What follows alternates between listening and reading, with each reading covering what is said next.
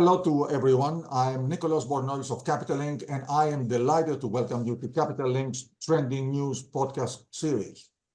We have the privilege to have with us today Mr. Thomas Lister, the CEO of NYSE listed global Ship Lease, and Mr. Tassos Psaropoulos, the CFO. And we are going to discuss the company's recent developments, the container sector outlook, especially following their recent earnings and current developments in the sector. As a reminder, Global Ship Lease is a leading independent owner of container ships with a diversified fleet of mid-sized and smaller container ships focused on leasing vessels to top-tier container shipping companies under long-term fixed-rate charters. The company operates a fleet of high-specification ships that provide vital seaborne transportation services, and as of June 30, 2024, Global Ship Lease owned 68 container ships with an aggregate capacity of 370,000 TEUs. And also, as I mentioned, Global Ship Lease is listed on the New York Stock Exchange under the symbol GSL. And if you allow me to repeat the usual disclaimer that our podcasts are purely for informational and educational purposes. They do not constitute investment advice or advice of any kind. And with this, I will welcome Tom and Tassos, and let me start with my first question. If I may, Nicolas, just before we get into the questions, if I could add to the introduction to provide a little additional context. So as you mentioned, we're listed on the New York Stock Exchange. We pay an annualized dividend of $1.80 per common share, which is equivalent to a dividend yield of between 7 and 7.5% at the moment. We have generated 5-year total shareholder returns of approximately 360%. And the mid-size and smaller container ships to which you referred in your introductory remarks are the backbone of global trade, particularly in the quote-unquote non-main lane trades, so the non-east-west trades, which are served by very big ships. The 70% of container volumes are actually served by mid-size and smaller ships, such as those in our fleet. So those are just a few remarks complementing the introduction that you gave us. Sorry, on to the questions. No, thank you very much for this addition. And as we were discussing just before starting our webinar, your presentation contains a lot of very valuable information. So in my questions, I will be referencing your slides, and we will provide underneath a link to the Q2 presentation, to the slide presentation. So starting with the first question. On August 12th, you announced an announcement with 300 million refinancing initiatives. And can you tell us how this is going to impact your cash flow, your overall financial leverage, and cost of capital, of course, cost of debt? And by the way, let us know, you have a public rating for your debt. So how does this rating play into the getting the financing rates that you're getting? Sure. This is probably a question more for Tassos. First of all, the results of the company for the last few years, and mainly the contracted revenue that we have built the last year, it was one of the drivers for us of closing this transaction.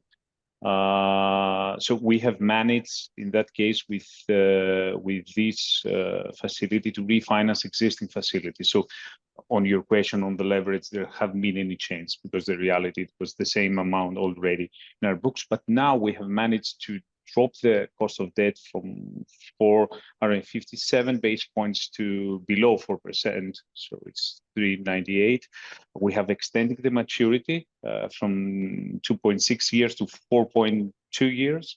And we have actually reached with no maturities before 2026. And we have also released around another 11 vessels that we currently have unencumbered.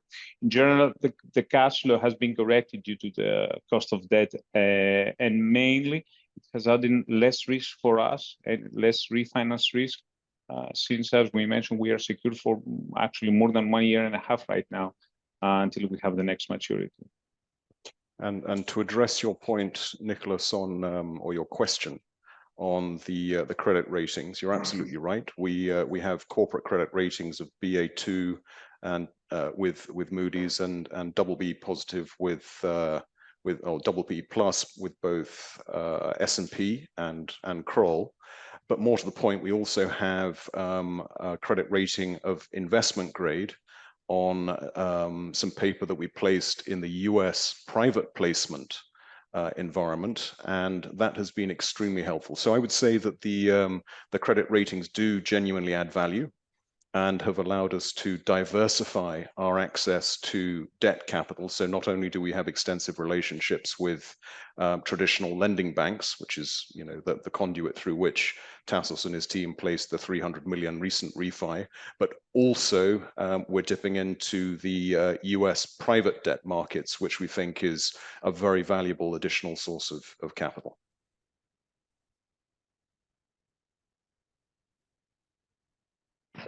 And Nick, you're on mute. Yes, yeah. Thank you. Thank you very much for this addition. Focusing a bit more on exactly your debt profile. You mentioned that I mean, your leverage now is 0.9. You still have plans to further reduce debt. And how are you going, the fact now that you have so many unencumbered ships, how do you plan to use that flexibility provided to you? Are you going to use it for fleet growth, for further capital allocation rewarding shareholders? I mean, I like the fact that you described your capital allocation as a dynamic capital allocation. So what does this mean in terms of the various alternatives in the capital allocation scheme? Sure. Again, Tassos, do you want to take the lead here? Sure. Yes. Reality is that leverage will continue to drop. Amortization is still, the fixed amortization is still in place and schedule. Time charter cover and contracted revenue is in place for the next few months. So yes, we do anticipate to be reduced. Now, regarding the unencumbered vessels, reality is that all of them, they are chartering great rates. We are going to continue receiving this amazing revenue that they produce, and depends on the circumstances. At least this is my. It depends on the circumstances. Depends on the market. We can either easily leverage them up in case of a need, or if we want to invest more and find new opportunities. But the reality is that now we're being treated as some usually mentioned as cash cows. So they are free, unlevered cash cows. Yes, and to add to that, Nicolas, I mean, shipping is, as we all know, a highly cyclical and a volatile industry.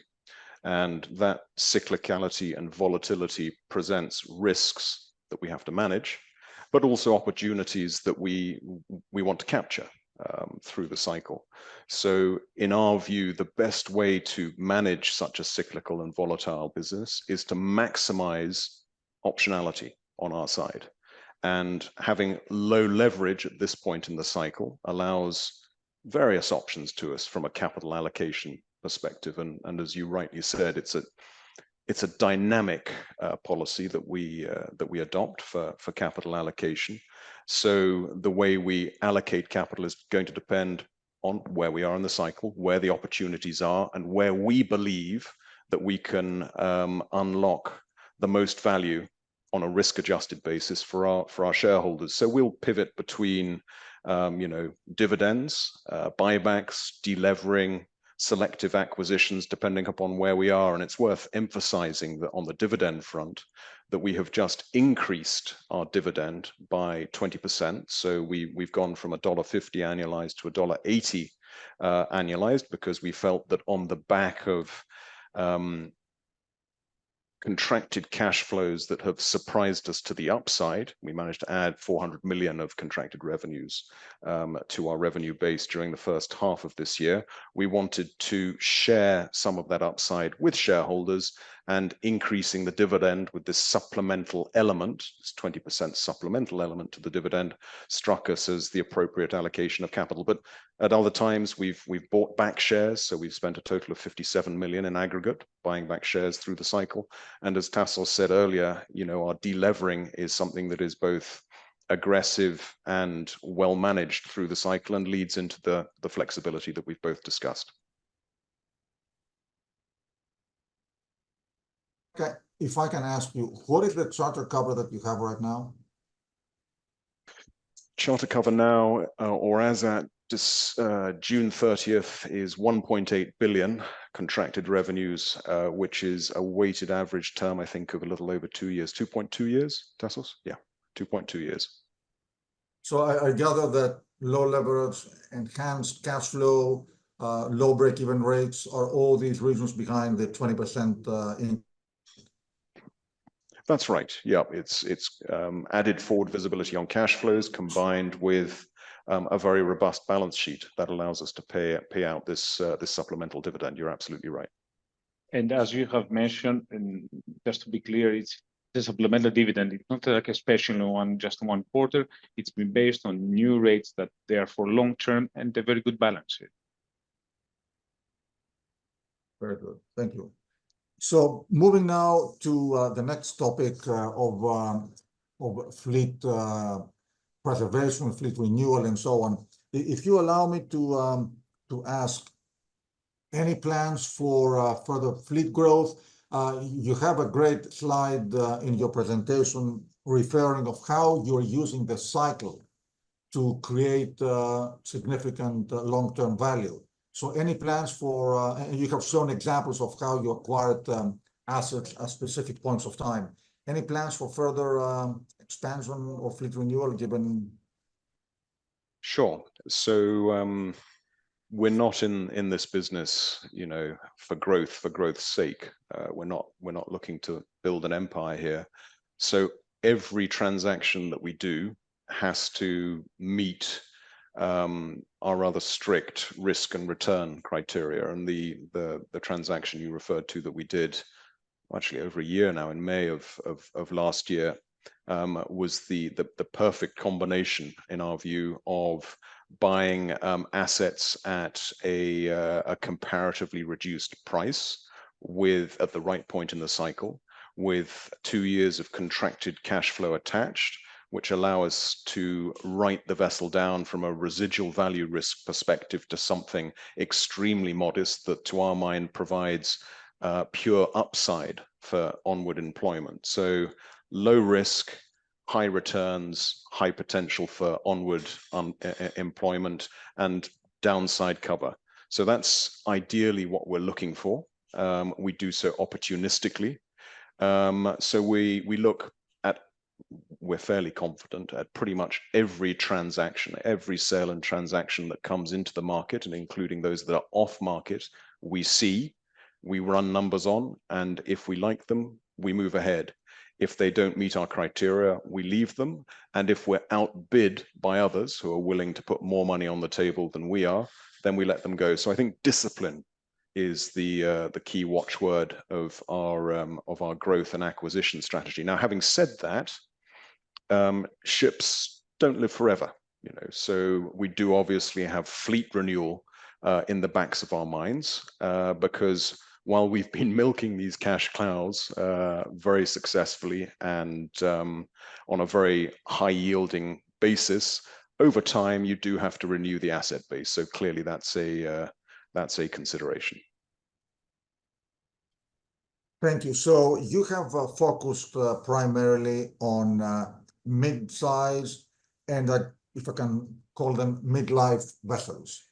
Are these, I assume you will continue to focusing on this particular segment, this particular asset class, and are these mid-life, if I can call them that way, vessels, the ones that generate the best returns or likely to generate? Yes. I would say, Nicolas, you're absolutely right. To date, we have been focusing on mid-size and smaller container ships. They represent the liquid charter market. They're also extremely operationally flexible assets, which if you're supplying tonnage as tactical tonnage providers, which is essentially what we're doing to the liner operators, the more flexible your assets are, the better, because you don't become prisoner to any particular trade or any particular route. So yes, we like those liquid sizes, the sort of the 2 to 11,000 TEU, broadly speaking, at the moment. Now, as to age, to date, we have considered the best returns, so the best combination of low risk and high return and high potential upside, to be linked to midlife assets. However, we're not dogmatic on that front. So if we were to find a new building project that presented similarly compelling returns, we would of course consider it. So it's entirely driven by risk, returns, and strategic fit with our business. Thank you. So the existing and upcoming environmental regulations, they pose the question not only of fleet renewal, but also of asset preservation and asset enhancement in order to meet these environmental regulations and market expectations for green shipping. So can you share with us initiatives that you are implementing in that front? Any partnerships, any particular initiatives in this area? Sure. So our decarbonization strategy it's sitting on 4 pillars at the moment. The first is retrofits and upgrades of existing ships. So in other words, fitting more efficient, energy efficient devices to our ships, bulbous bows, propellers, all sorts of bells and whistles that you can install on the asset itself to make it more energy efficient in basis. So that's pillar 1, energy saving retrofits. Pillar 2 is ensuring that our vessels are compatible to burn low carbon biofuels. Pillar 3 is capturing high frequency operating data from our vessels on a live basis that allows us not only to optimize the operation of the vessels ourselves, but to do it collaboratively by sharing that data with our charterers. And then the 4th pillar is a little bit more strategic, let's say, rather than immediate in focus, which is we've invested in a carbon capture startup because we think that if someone does crack the code of how to capture carbon efficiently from existing vessels, and then obviously offload it and process it, that could be a tremendously valuable tool, not just for us, but for the industry as a whole in transitioning to, you know, the next generation of green fuels. In terms of other partnerships, we recognize that we're not a technology provider, we're a ship owner. So we have entered into quasi partnerships, I would say, with Ascents Marorka, which is one of the leaders in the high frequency data capturing and analytics space to help us, you know, make optimal use of the data that we're capturing from the vessels, and another digitization platform where we work very closely is with Anchory, because as the regulatory environment becomes tighter, so the requirement for data for submission to the regulatory authorities becomes more demanding. And clearly, the more that you can automate of that process, the better it is for us. And crucially, the better it is for the charterers, our customers. So those are really the combination of initiatives that we're exploring. Nicolas, you're on mute. Yes, I think. Since we are on the topic of environmental regulations, can you share with us how you have been faring with the EU ETS and how you're preparing for the Fuel EU coming up as of January of 2025? Sure. Well, the way the EU ETS works is that while we as the asset owners are responsible for submitting the EUAs, which are these, you know, permits to pollute effectively within the jurisdiction of the European Union, it's actually the charterers themselves who are on the hook to procure those EUAs and give them to us. So we're purely a conduit, really, between the charterers who have to surrender the EUAs to us and the authorities to whom we have to surrender the EUAs ourselves. So it's a pass-through exercise. It has taken quite a lot of work in collaboration with the charterers to make sure that we are all collectively measuring the right elements, and as a result, reporting and subsequently transferring EUAs. But I would say it's been a burdensome administrative process, but it's contractual and mechanical in nature. So no concerns there. Likewise, Fuel EU Maritime, which it's not so much focused upon the emissions that are coming out of the smokestack of the vessels, but more the carbon intensity or the greenhouse gas intensity of the fuels that go into the vessels.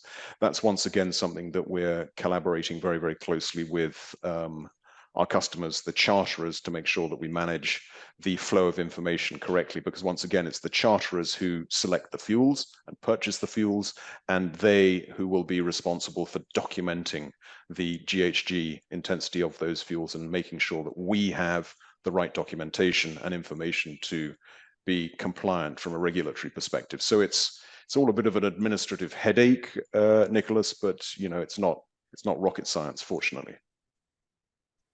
Thank you. So let's move on now to the next topic about the market. We are, unfortunately, in a period of significant geopolitical challenges and trade disruptions. Everybody wishes that they would go away, but it doesn't seem to be the case. Given this context, we have seen charter rates to spike up, given the new trade routes. So how do you see the environment, the charter rate environment developing in this context?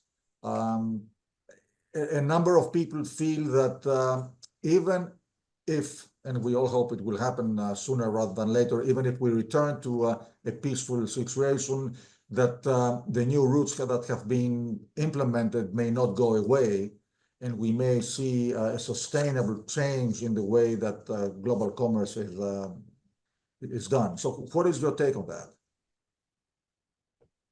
It's a very good question. I'll take the easy part of the easier part of the question first, which is, what are the dynamics in the current charter market? And there, as I think I mentioned in the preamble, we added about 400 million of contracted revenues to our revenue base during the first half of this year. And the charter market remains tight. I would say, there's less than 1% idle capacity. I think it's actually 0.5% as things currently stand, which is pretty much a historic low for the industry. It means there is no slack in the system at all. It's pretty much fully utilized. And when you have such tight supply, you have support given to earnings. So we have seen, indeed, charter rates increase very substantially during the first half of this year. I would say during the course of the summer, they have plateaued a little bit.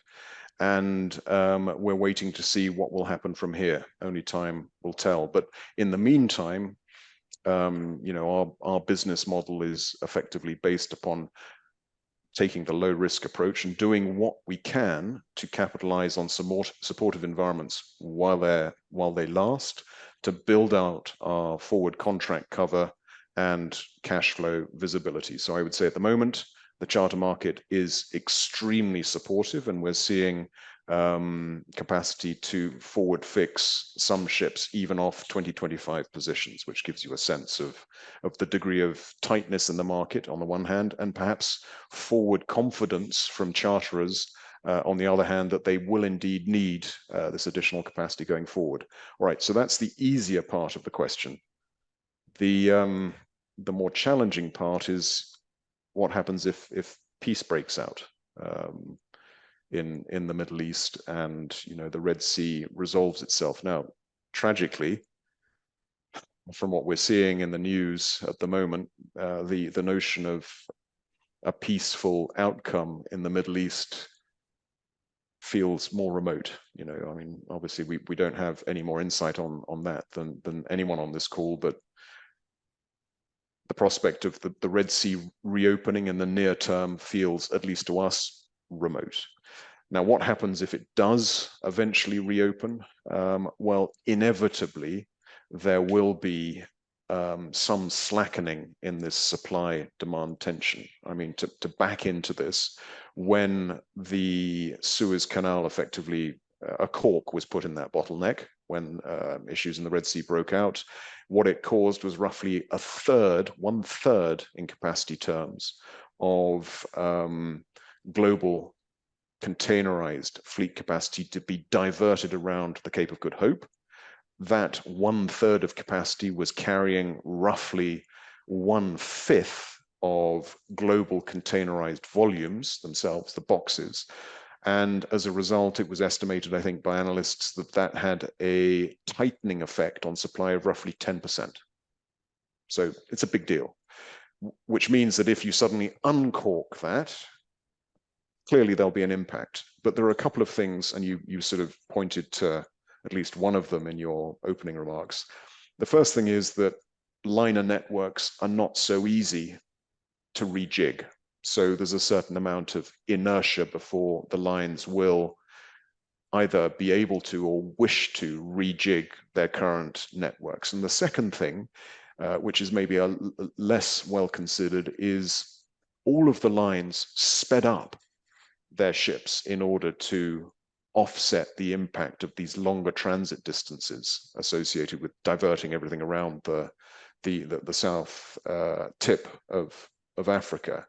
And if you speed up, that's the same as synthesizing additional capacity in the system. But there's a cost.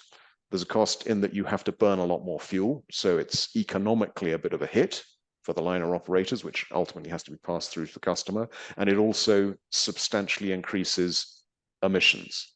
So that's something that if the Red Sea were to resolve itself, I would expect that the lines would then look, if they do rejig their services, would then look to slow them back down again, which would again mitigate the release of additional capacity into the market. So yes, there would be downward pressure, no doubt about it, if the Red Sea were to reopen.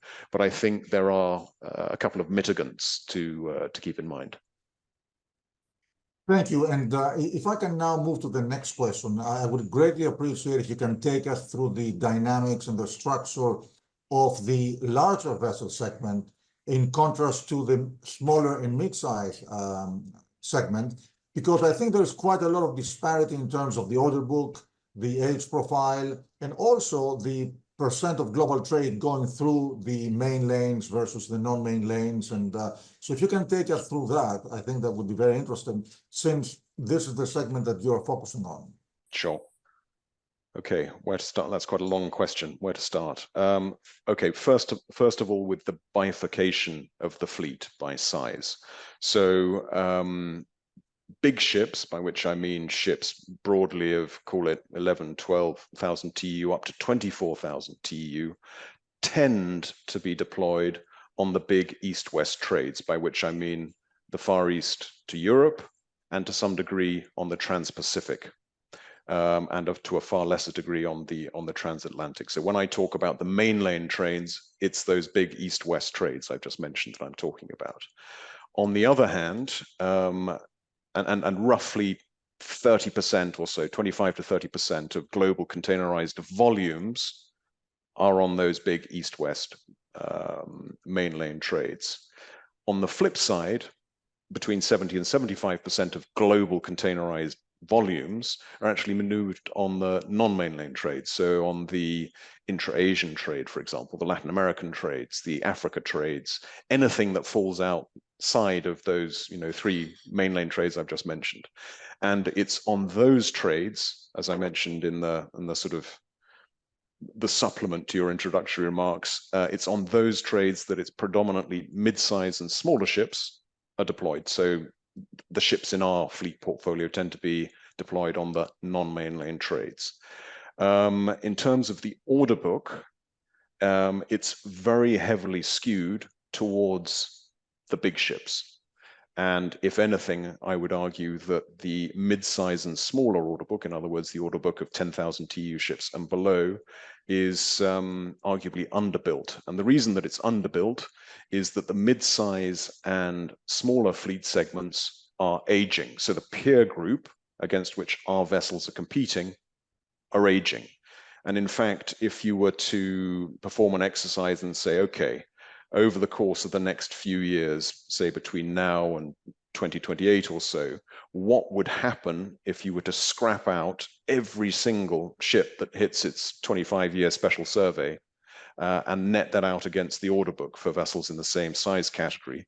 You would actually see our market from a supply side perspective contract, shrink by a little over 4%. So, that gives you a sense of the importance of looking not just at the order book, but also at the age profile of the ship, of the ships that the order book is going to replace. And in that respect, we see that the supply side dynamics in the mid-size and smaller ships, our strategic focus, as being much more favorable than that of the larger ships. Hence our focus. Tom, if I can ask you one question before we conclude. I think traditional wisdom is that the larger vessels are the ones that set the pace in terms of charter rates. However, given what you described, shouldn't it be that the mid and smaller vessels, given the big disparity in order book, age profile, scrapping, and so on, that they should be the pace setters for their own segment? Yes, that's a tricky one to answer, because by and large, the really big ships tend to be either owned by the liner operators themselves because they see them as strategic assets, or they are ordered by the liner operators against very long-term charters from owners, third-party owners like us. So in a sense, it's very difficult to gauge what's really happening from a charter rate perspective for the big sizes, because they're not really available in the liquid charter market. What you're seeing, if you're looking at a charter rate of a big ship, is by and large a financial calculation. How much did the ship cost? How much does the owner need to earn from a charter rate in order to bring it down to a manageable, a digestible residual by the end of the charter period? And that charter period may be 8, 10, 12, 15 years away. So it's quite difficult to compare the two segments. But what I would say, Nicolas, is that mid-size and smaller tonnage, it's tremendously flexible. And so mid-size tonnage can be cascaded up into trades which are usually occupied and served by bigger ships if there's a fall in cargo demand in those trades, so that the lines can keep the capacity tension and as a result keep support under the freight rates, or they can be cascaded down into smaller trades if volumes in those smaller trades grow. But what the lines are always looking to do is fit the ship to the trade. It's no use having an underutilized big ship in a small trade, because you're not going to enjoy any economies of scale as a liner operator from that. So everyone is always trying to fit the ship to the trade, and because our ships are very flexible, they can be moved around liner operators' networks to optimize utilization in the trades in which they're employed. Thank you. And now coming to the concluding question, that was a very interesting discussion. Both of you painted the picture, I would say, of positive outlook, predictability, even though, in shipping, volatility seems to be the norm. I think, you seem to be operating in a period of fair predictability, given your charter cover and so on. So what is ahead for Global Ship Lease? Okay, I would perhaps, that was a very flattering summary you gave, Nicolas, which is very kind. Thank you. But what I would say is, yes, we are trying to introduce predictability at the business model level, but that's not to, and we're capitalizing on current supportive conditions in the market to do that, to build out our contract cover. But we're trying to be an island of calm in a sea of uncertainty at the moment, because I think, you know, no one would argue geopolitically or from a macro perspective that anything is predictable at the moment. In fact, it's all, there's a heightened degree of uncertainty, which comes back to why we think it's super important to have a robust balance sheet that provides us maximum optionality in an uncertain environment to manage the risks, and more importantly, perhaps, to also jump on the opportunities that arise. And with that, I would like to thank you both. We had the pleasure of having with us Mr. Thomas Lister, the CEO of Global Ship Lease, and Mr. Tassos Psaropoulos, the CFO. So thank you to both of you for sharing your insight on the company and on the sector. Our pleasure. Thank you very much for having us on, Nicolas. Thank you, Nick.